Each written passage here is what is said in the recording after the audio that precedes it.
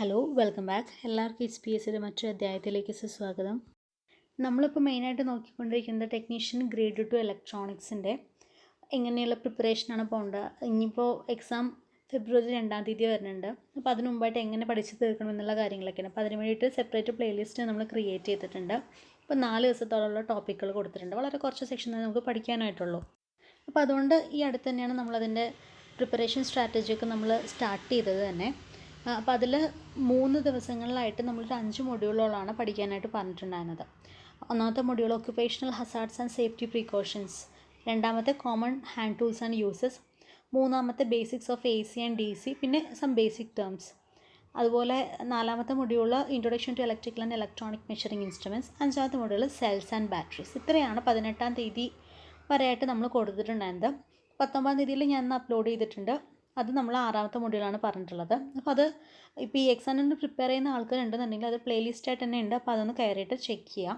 അപ്പോൾ നമ്മൾ ഇന്നത്തെ വീഡിയോ എന്ന് പറയുന്നത് ഈ ആദ്യത്തെ 5 മൊഡ്യൂൾ അതെന്ന് പറയുന്നത് ഏതാണ്ട് കോമൺ ആയിട്ടുള്ള മൊഡ്യൂളാണ്. നമ്മുടെ ഇലക്ട്രോണിക്സുകാർക്ക് ഉള്ള സബ്ജക്റ്റ് വരുന്നത് ശരിക്കും 6ാമത്തെ മൊഡ്യൂൾ മുതലാണ്. അപ്പോൾ ഈ ആദ്യത്തെ 5 മൊഡ്യൂളിലെ പ്രധാനപ്പെട്ട ടോപ്പിക്സ് ബേസ് ചെയ്തിട്ടുള്ള ഒരു ചെറിയ മോക്ക് ടെസ്റ്റ് നമ്മളിന്ന് ചെയ്യാനായിട്ട് പോണത്.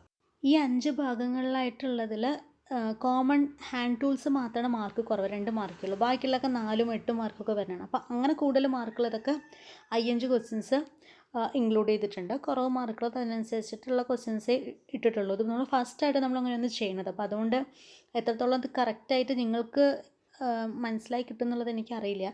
അപ്പോൾ ഫസ്റ്റ് ഈ വീഡിയോ ഇട്ടിട്ട് ഇതിലെന്തെങ്കിലും നിങ്ങൾക്ക് അഭിപ്രായം പറയാനായിട്ടുണ്ടെന്നുണ്ടെങ്കിൽ ഒന്ന് ജസ്റ്റ് കമൻറ്റ് ചെയ്യാനായിട്ട് മറക്കരുത് കേട്ടോ. കാരണം നമ്മളിത് ആദ്യമായിട്ട് ചെയ്യുന്നതുകൊണ്ട് അതെങ്ങനെ നിങ്ങൾക്ക് ചെയ്യുമ്പോഴാണ് നിങ്ങൾക്ക് കുറച്ചുകൂടി ഇൻട്രസ്റ്റിംഗ് ആവാന്നുള്ളത് അറിയില്ല. അപ്പോൾ ഞാനത് ക്വസ്റ്റ്യൻസ് പറഞ്ഞിട്ട് ഒരു 2 സെക്കൻഡ് നിങ്ങൾക്ക് ആൻസർ ചിന്തിക്കാനുള്ള സമയം തന്ന ആൻസർ പറയാമെന്നാണ് ഞാൻ വിചാരിക്കുന്നത്. അപ്പോൾ ഇതുപോലെ തന്നെ ഫോളോ ചെയ്താൽ മതിയോ അതോ ക്വസ്റ്റ്യൻസ് എല്ലാം കഴിഞ്ഞിട്ട് അവസാനം ആൻസർ പറഞ്ഞാൽ മതിയോ? അപ്പോൾ എങ്ങനെയാണ് നിങ്ങൾക്ക് കംഫർട്ടബിൾ ആയിട്ടെന്ന് വെച്ച് കഴിഞ്ഞാൽ അതൊന്ന് കമൻറ്റ് ചെയ്യാം. അപ്പോൾ ഇതുപോലെ തന്നെ മോക്ക് ടെസ്റ്റുകൾ ഇനിയും ഇതെല്ലാവരും നല്ല രീതിയിൽ കാണുന്നുണ്ടെന്നുണ്ടെങ്കിൽ ചെയ്യാനായിട്ട് ശ്രദ്ധിക്കാം. അപ്പോൾ ഈ ഒരു 5 മൊഡ്യൂളും നല്ല രീതിയിൽ പഠിച്ചതിന് ശേഷം മാത്രം മോക്ക് ടെസ്റ്റ് ചെയ്യാം കേട്ടോ. അപ്പോൾ നമ്മൾ പഠിച്ച കാര്യങ്ങളൊന്നും നമുക്ക് റിവൈസ് ചെയ്ത പോലെ ആവുള്ളൂ. ഡയറക്റ്റായിട്ട് മോക്ക് ടെസ്റ്റ് ചെയ്ത് കഴിഞ്ഞാൽ നിങ്ങൾക്കത് എന്താണെന്നൊന്നും ജസ്റ്റ് ക്വസ്റ്റ്യൻ ആൻസർ മാത്രമേ കയ്യിൽ കിട്ടുള്ളൂ. അപ്പോൾ അതുകൊണ്ട് ആദ്യം നമ്മളുടെ ആ ഒരു 4 ദിവസത്തെ പഠിക്കാൻ പറഞ്ഞിട്ടുള്ള ടോപ്പിക്കുകളൊക്കെ നോക്കുക. അത് കഴിഞ്ഞിട്ട് വരിക. ഞാനിതിൽ 10ാമത്തെ മൊഡ്യൂളിൽ കുറച്ച് ഭാഗങ്ങൾ പഠിക്കാൻ പറഞ്ഞിട്ടുണ്ടായിരുന്നു. അതെന്നാലും ഇപ്പോൾ ഇതിൽ ഇൻക്ലൂഡ് ചെയ്തിട്ടില്ല. അത് നമ്മുടെ ഇലക്ട്രോണിക് സെക്ഷനല്ലേ. അപ്പോൾ അതെല്ലാം ഇനി വരുന്ന മൊഡ്യൂൾസൊക്കെ പഠിച്ചതിന് ശേഷം ആ കാര്യങ്ങൾ അതിൻ്റെ കൂടെ ഇൻക്ലൂഡ് ചെയ്തിട്ടുള്ള മോക്ക് ടെസ്റ്റുകൾ ചെയ്യാം. അപ്പോൾ ഇതെന്ന് പറയുന്നത് കുറച്ചുള്ള സെക്ഷനേ ഉള്ളൂ. അപ്പോൾ അതുകൊണ്ട് എല്ലാവരും പഠിച്ചു കഴിഞ്ഞിട്ടുണ്ടാകുമെന്നാണ് ഞാൻ വിചാരിക്കുന്നത്. അപ്പോൾ എന്തായാലും നമുക്ക് വീഡിയോ ഒന്ന് കണ്ടു നോക്കൂ, എന്നിട്ട് എൻ്റെ അഭിപ്രായം പറയാൻ മറക്കരുത് കേട്ടോ. അപ്പോൾ നമുക്ക് വീഡിയോയിലോട്ട് പോവാം. നമ്മുടെ ഫസ്റ്റ് ക്വസ്റ്റ്യൻ എന്ന് പറയുന്നത് which electrolyte is used in lead acid battery? Lead acid ബാറ്ററിയിൽ യൂസ് ചെയ്യുന്ന ഇലക്ട്രോലൈറ്റ് ഏതാണ്? നിങ്ങൾ ആലോചിക്കുക. ഓപ്ഷൻസ് പറയുന്നത് zinc chloride, option B sulphuric acid, option C alkaline solution, option D potassium hydroxide solution. നിങ്ങൾ ഇതൊന്ന് ആൻസർ മനസ്സിൽ വിചാരിക്കുക. ആൻസർ പറയുന്ന സമയത്ത് അത് കറക്റ്റ് ആണോ എന്നുള്ളതൊന്ന് ചെക്ക് ചെയ്യുക കേട്ടോ. എന്നിട്ട് നിങ്ങൾ ഈ മോക്ക് ടെസ്റ്റ് ഫുള്ള് ചെയ്ത് കഴിഞ്ഞിട്ട് നിങ്ങളുടെ മാർക്കൊന്ന് താഴെ കമൻറ്റ് ചെയ്യണം കേട്ടോ. ഓക്കെ, അപ്പോൾ നമുക്ക് ആൻസർ പറയാം. ആൻസർ എന്ന് പറയുന്നത് ഓപ്ഷൻ ബി സൾഫ്യൂറിക് ആസിഡാണ് ലെഡ് ആസിഡ് ബാറ്ററിയിൽ യൂസ് ചെയ്യുന്ന ഇലക്ട്രോലൈറ്റ് എന്ന് പറയുന്നത്. അടുത്ത question, how batteries are classified? Option A primary and secondary cells, option B dry and alkaline cells, option C button and lithium cells, option D none. Answer ആലോചിക്കുക. Okay, correct answer എന്ന് പറയുന്നത് option A ആണ്. Batteries നമ്മൾ primary and secondary cells എന്നുള്ള രീതിയിലാണ് classify ചെയ്തിരിക്കുന്നത്. അടുത്ത question, which battery is used four cellular phones? Cellular phones നമ്മൾ യൂസ് ചെയ്യുന്ന ബാറ്ററി ഏതാണ്? Nickel iron, lithium ion, zinc chloride, none. ഏതാണ് ആൻസർ വരിക? ഓപ്ഷൻ ബി ലിഥിയം അയൺ ആണ് ആൻസർ.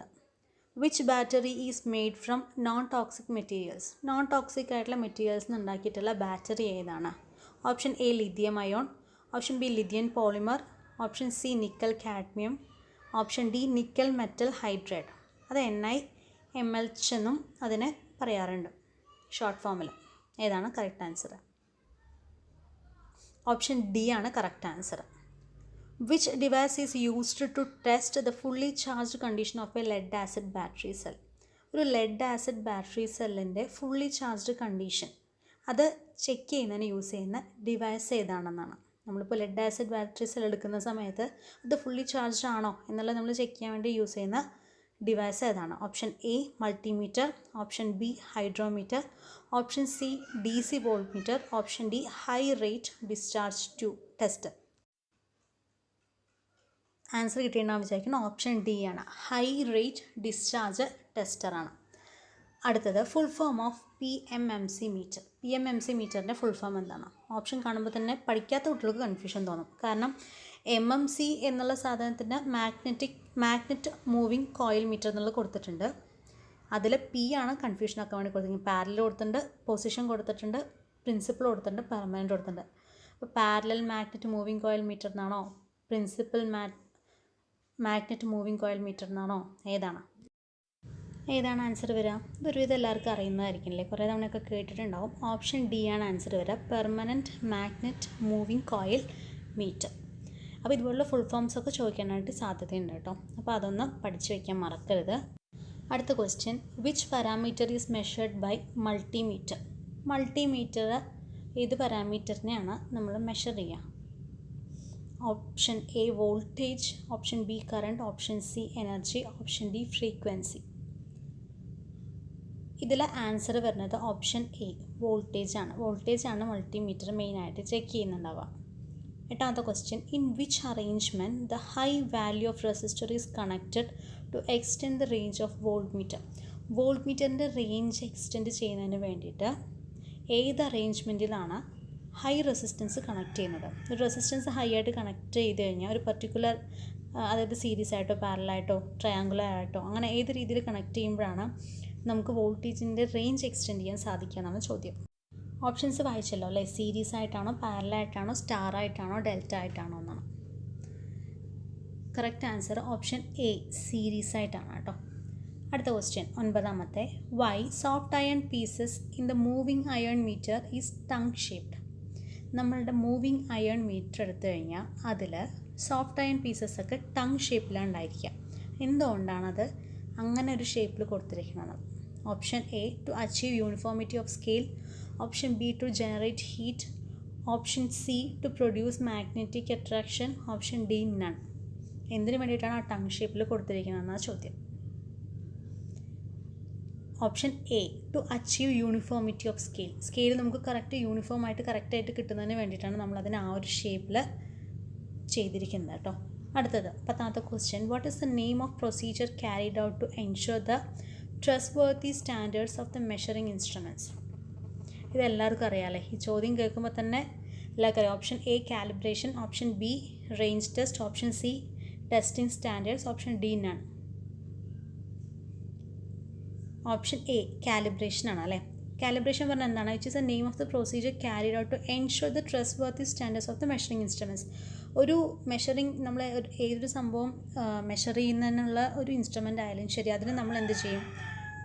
ആ ഒരു സംഭവം എത്രത്തോളം സ്റ്റാൻഡേർഡ്സ് കീപ്പ് ചെയ്യുന്നുണ്ട് എന്നുള്ള കാര്യങ്ങളൊക്കെ നമ്മൾ അതിൻ്റെ വിശ്വാസ്യത നോക്കുന്നതിന് വേണ്ടിയിട്ട് നമ്മൾ ചെയ്യുന്നൊരു പ്രൊസീജിയറാണ് എന്തെന്ന് പറയുന്നത്? കാലിബ്രേഷൻ എന്ന് പറയുന്നത്. നിങ്ങൾ പഠിച്ചിട്ടുണ്ടോ കാലിബ്രേഷൻ? എനർജി മീറ്റർ ആണല്ലോ നമ്മൾ ചെറിയ ക്ലാസ്സുകളിലൊക്കെ ചെയ്തിട്ടുള്ളത്, നിങ്ങൾ കണ്ടിട്ടുണ്ടാവുമെന്ന് ഞാൻ വിചാരിക്കുന്നു. അപ്പോൾ ഇതൊരു എന്താ പറയുക, ഒരു എക്സ്പെരിമെൻ്റ് ആയിട്ട് തന്നെ മുമ്പ് +2 ലെവലിലുള്ള ഇതിൽ ചെയ്തിട്ടുണ്ട്. ബയോളജി സയൻസും കമ്പ്യൂട്ടർ സയൻസ് എടുത്തവർ ചെയ്തിട്ടുള്ളൊരു സംഭവമായിരിക്കും കാലിബ്രേഷൻ എന്ന് പറയുന്നത് കേട്ടോ. ഓക്കെ, അപ്പോൾ നമുക്ക് അടുത്ത ക്വസ്റ്റ്യൻ നോക്കാം. അടുത്ത question, the law states that the sum of the currents meeting at a junction is 0. അത് ഏത് നിയമമാണ്? അതായത് ഒരു ജംഗ്ഷനിൽ എല്ലാ കറണ്ടും വരുന്നുണ്ട്, അതിൻ്റെ സം എല്ലാം കൂടെ എടുത്തു കഴിഞ്ഞാൽ അത് 0 ആയിരിക്കും. ഇപ്പോൾ I1 I2 I3 പറഞ്ഞ കറണ്ട് വരുന്നുണ്ടെങ്കിൽ അത് മൂന്നും കൂടെ കൂട്ടിയാൽ I1 + I2 + I3 = 0 ആയിരിക്കും. അത് അങ്ങനെ വരികയാണെങ്കിൽ അത് ഏത് ലോ ആണ്? എല്ലാവർക്കും അറിയുന്നതാണല്ലേ. യെസ്, കിർച്ചോഫ്സ് കറണ്ട് ലോ അല്ലെങ്കിൽ കിർച്ചോഫ്സ് ഫസ്റ്റ് ലോ എന്ന് നമ്മളതിനെ പറയാറുണ്ട്. അടുത്ത question, as per Ohm's law in the circuit current is directly proportional to? Ohm's law അനുസരിച്ചിട്ട് ഒരു സർക്യൂട്ടിൽ കറണ്ട് എന്തിനാണ് ഡയറക്ട്ലി പ്രൊപ്പോർഷണൽ ആയിരിക്കുക എന്നാണ് അറിയണ്ടാവുമല്ലോ അല്ലേ. എന്തിനായിരിക്കും? Yes, voltage. Current is directly proportional to voltage ആണ് എന്ത്? ഓംസ് ലോ എന്ന് പറയുന്നത്. അടുത്ത ക്വസ്റ്റ്യൻ വീണ്ടും ഒരു ലോ ആണ്. Law states that the relation between the current, voltage and resistance in a close circuit is at a constant temperature. അതറിയാമല്ലേ, at constant temperature constant ആയിരിക്കുന്ന സമയത്ത് കറണ്ടും വോൾട്ടേജും റെസിസ്റ്റൻസും ഒക്കെ കൂടെ റിലേഷൻ സർക്യൂട്ടിൽ വരികയാണെങ്കിൽ അത് ഏത് ലോനെ ആയിരിക്കും പറയുന്നുണ്ടാവുക? അതാകെ നമുക്ക് 1-2 ലോ അല്ലേ ഉള്ളൂ. അപ്പോൾ ഏതായിരിക്കും വരിക? ഓംസ് ലോ ആണ്. അവിടെ ഓപ്ഷൻ നമ്മൾ കൊടുത്തിട്ടില്ല, കാരണം ഇത് അറിയുന്ന കാര്യങ്ങളാണ്, ഡെഫിനിഷനാണ്. അതുകൊണ്ടാണ് പിന്നെ നമ്മളതിന് പ്രത്യേകിച്ചൊരു ഓപ്ഷൻ കൊടുക്കാണ്ടിരുന്നത് കേട്ടോ. ഇത് ഓംസ് ലോ ആണ് ആൻസർ. അപ്പോൾ 4ാമത്തെ ക്വസ്റ്റ്യൻ അതൊരു ലോയാണ്. In each close circuit the sum of all voltage drops are equal to 0. Current meeting at the junction 0 ആണെന്നുണ്ടെങ്കിൽ കിർച്ചോഫ്സ് കറണ്ട് ലോ അല്ലെങ്കിൽ Kirchhoff's first law. Voltage drop ആണ് 0 ആണെങ്കിൽ എന്താണ്? കിർച്ചോഫ്സ് വോൾട്ടേജ് ലോ അഥവാ കിർച്ചോഫ്സ് സെക്കൻഡ് ലോ എന്ന് നമ്മളതിനെ പറയാറുണ്ട് കേട്ടോ. ഫുൾ ഫോം ഓഫ് SWGൻ്റെ ഫുൾ ഫോം എന്താണെന്നുള്ളത് മുമ്പ് ചോദ്യം ചോദിച്ചിട്ടുള്ളതാണ് കേട്ടോ. എന്താണ്? സ്റ്റാൻഡേർഡ് വയർ ഗേജ് ആണ്. The length of the hammer handle for a 15 gram hammer should be about. അതായത് ഒരു 500 gram ഹാമർ ഹാൻഡിലിൻ്റെ ലെങ്ത് എത്രയായിരിക്കണം എന്നാണ് ചോദ്യം. അതിൻ്റെ ലെങ്ത് 325 mm. ഓപ്ഷൻ എ ആണ് കറക്റ്റ് ആൻസർ കേട്ടോ. 275 ഒക്കെ അടുത്തടുത്തുള്ള വാല്യൂസാണ്. 325 3 കൂട്ടി 5 അല്ലേ, അപ്പോൾ 325 mm ആണെന്നുള്ളത് ഓർത്ത് വയ്ക്കാം. അടുത്ത question, what is smothering in extinguishing of fire എക്സ്റ്റിങ്വിഷിങ്ങിൽ നമ്മൾ സ്മോത്തറിങ് എന്ന് പറഞ്ഞൊരു ടേം യൂസ് ചെയ്യുന്നത്. അത് എന്താണെന്നാണ്? Option A adding smoke to fire. Second option isolating fire from supply of oxygen. Option C using water. Option D none. എന്താണ് smothering പറഞ്ഞാൽ? Smothering പറഞ്ഞു കഴിഞ്ഞാൽ it is isolating fire from supply of oxygen. Oxygen ഉണ്ടാകുമ്പോഴാണല്ലോ ആളി കത്തുന്നത്. അപ്പോൾ ആ പറയുന്ന ഓക്സിജൻ്റെ സപ്ലൈ ഫയറിനടുത്തേക്ക് പോവാതെ ഐസൊലേറ്റ് ചെയ്യുന്ന പ്രോസസ്സിന് പറയുന്ന പേരാണ് എന്ത്? സ്മോത്തറിങ് എന്ന് പറയുന്നത്. നമ്മൾ എത്രത്തോളം ഓക്സിജൻ വരുന്നു അത്രത്തോളം ആളി കത്തും. അങ്ങനെ ആളി കത്തുന്നത് കുറയ്ക്കുന്നതിന് വേണ്ടിയിട്ട് നമ്മൾ എന്ത് ചെയ്താൽ മതി? ഇത് തമ്മിൽ ഒരു ഐസൊലേഷൻ വയ്ക്കുക. അതിനെയാണ് സ്മോത്തറിങ്. ആ പ്രോസസ്സാണ് സ്മോത്തറിങ് പറയുന്നത്. അടുത്ത question, what is physical hazard? Physical hazard എന്ന് പറയുന്നത് ഈ താഴെ തന്നിരിക്കുന്ന ഓപ്ഷനിൽ ഏതൊക്കെയാണ്? Option A smoking, option B vibration, option C corrosive, option D radioactive. ഇതിൽ ഏതാണ് ഫിസിക്കൽ ഹസാർഡ് എന്ന് പറയുന്നത്? ഫിസിക്കൽ ഹസാർഡ് എന്ന് പറയുന്നത് ഓപ്ഷൻ ബി ആണ്, വൈബ്രേഷനെയാണ്. അത് ഫിസിക്കലി നടക്കുന്നതാണല്ലോ, അപ്പോൾ അങ്ങനെ ആലോചിക്കുക. അതുകൊണ്ടാണ് അത് വൈബ്രേഷനാണ് ഫിസിക്കൽ ഹസാർഡ് എന്ന് പറയുന്നത്. അടുത്ത question, what is starving in extinguishing of fire? Starving എന്ന് പറയുന്ന ടേം എന്താണ് അർത്ഥമാക്കുന്നത്? Option A removing fuel element from fire. Option B preventing oxygen supply. Option C adding fuel. Option D adding water. എന്താണ് starving പറഞ്ഞാൽ? Starvation പറഞ്ഞാൽ എന്താണ് ശരിക്കും പറഞ്ഞു കഴിഞ്ഞാൽ? വിശപ്പ്, പട്ടിണി എന്നൊക്കെയാണ് നമ്മൾ പറയാമല്ലേ. അതായത് ഒരു ഫയർ വേണമെന്നുണ്ടെന്നുണ്ടെങ്കിൽ എന്ത് വേണം? ആ ഫയർ കെടുത്തണമെന്നുണ്ടെങ്കിൽ ഫയറിന് ഉണ്ടാവാനുള്ള കാരണം നമ്മൾ കുറയ്ക്കണം അല്ലേ. അപ്പോൾ എന്താണോ ഫയർ ഉണ്ടാക്കാനുള്ള കാരണം ആ സാധനം കുറച്ച് കഴിഞ്ഞാൽ നമ്മൾക്ക് എന്ത് സംഭവിക്കും? അപ്പോൾ അവിടെ ഫയർ കത്തില്ല. അപ്പോൾ ഫയറിന് അവിടെ സ്റ്റാർവേഷൻ വന്നു എന്നാണ് പറയുക. മനസ്സിലായില്ലേ? അതായത് removing fuel element from fire. എന്താണോ ഫയറിന് കത്താനായിട്ടുള്ള കാരണം ആ ഫ്യൂവൽ എലമെൻറ്റ് എന്ത് ചെയ്യുക? അവിടെ നിന്ന് റിമൂവ് ചെയ്ത് കഴിഞ്ഞാൽ നമ്മൾക്ക് എന്ത് സംഭവിക്കും? ആ ഫയറിനെ എക്സ്റ്റിങ്വിഷൻ ചെയ്യാനായിട്ട് സാധിക്കും, കെടുത്താനായിട്ട് സാധിക്കും.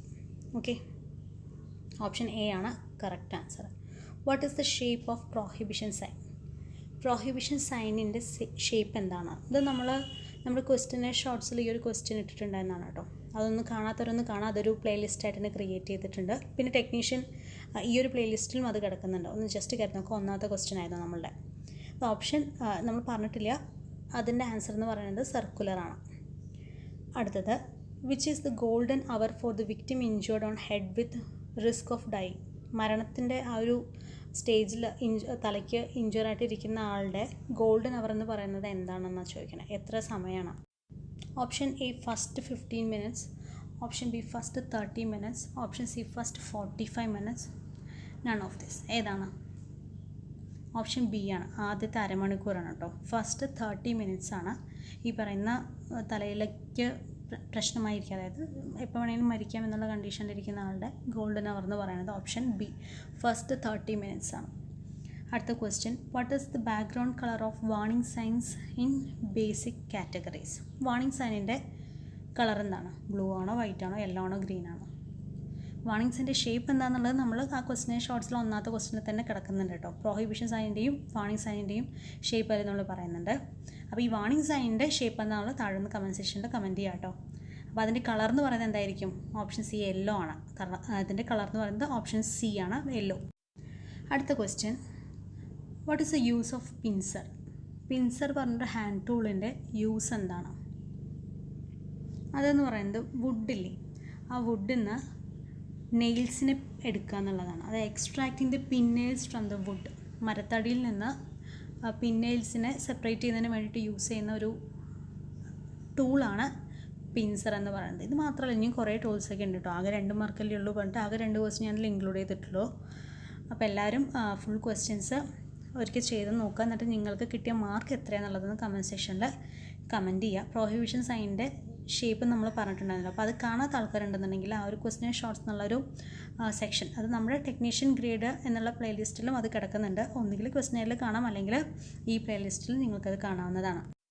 മോക്ക് ടെസ്റ്റുകൾ ഇതേപോലെ തന്നെ പോയാൽ മതിയെങ്കിൽ ഇതുപോലെ ചെയ്യാം. അതല്ല നിങ്ങൾക്ക് എന്തെങ്കിലും സജഷൻസ് പറയാനാണെന്നുണ്ടെങ്കിൽ നിങ്ങൾക്ക് സജഷൻസ് പറയാം. ഞാൻ മൊബൈലിലാണ് വീഡിയോസൊക്കെ ചെയ്യുന്നത്, അപ്പോൾ അതുകൊണ്ട് എനിക്ക് അതിൻ്റേതായിട്ടുള്ള കുറേ ലിമിറ്റേഷൻസൊക്കെ ഉണ്ട്, അതെനിക്കറിയാം. പക്ഷേ നിങ്ങൾക്കത് കാണുന്ന സമയത്ത് നിങ്ങൾക്ക് പഠിക്കാൻ പറ്റുന്നുണ്ടോ എന്നൊക്കെ ഞാൻ ശ്രദ്ധിക്കുന്നുള്ളൂ.